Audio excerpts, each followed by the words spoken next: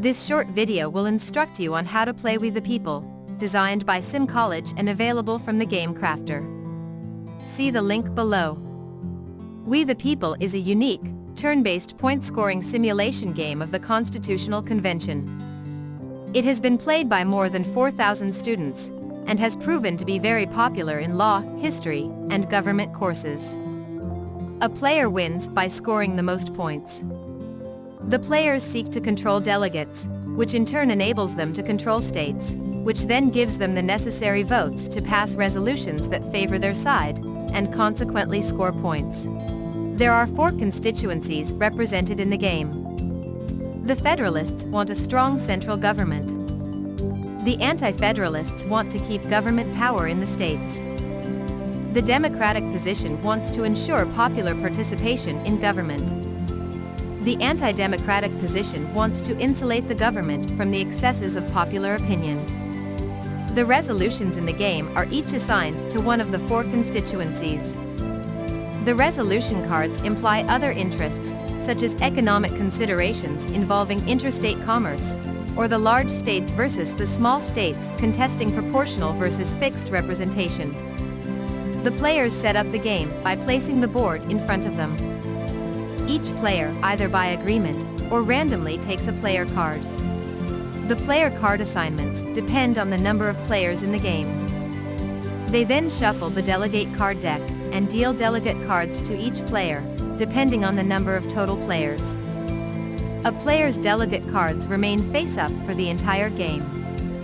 They place the remaining delegate cards in a deck, face down next to the game board. Next, they shuffle the resolution card deck and deal resolution cards to each player, and, as with the delegate cards, depending on the number of total players. A player's resolution cards remain face-up for the entire game. They place the remaining resolution cards in a deck, face down next to the game board. Next, the players deal the state cards, depending on the number of players. Note that all of the state cards will be distributed and there will be no remaining state card deck. A player's state cards also remain face-up through the entire game. The Federalist plays first, followed by the Anti-Federalist player in 2, 3, and 4-player games, then the Democratic player in 3 and 4-player games, and finally, the Anti-Democratic player in 4-player games.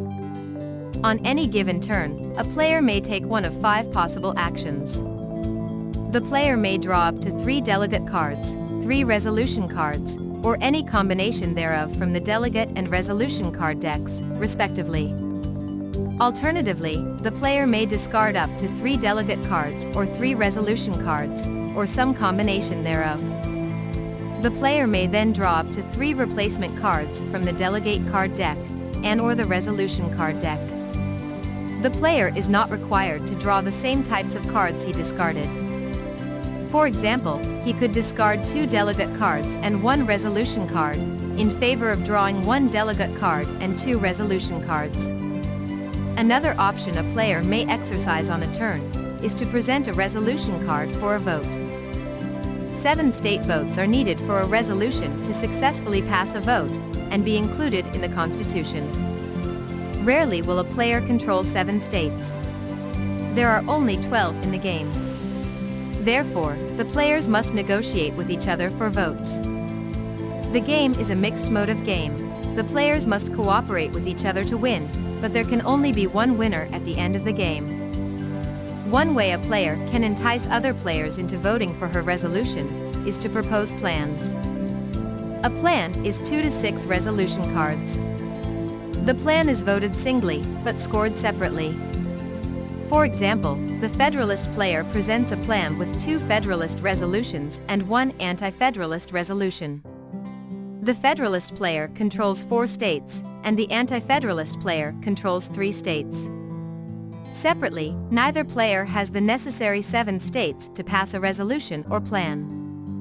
Combined, they have the necessary 7 states to pass the plan. The plan therefore passes, and the Federalist player gets 2 points. The Anti-Federalist player gets 1 point. Points are recorded on the score sheet. In a 2 or 3-player game, the scoring is a little different.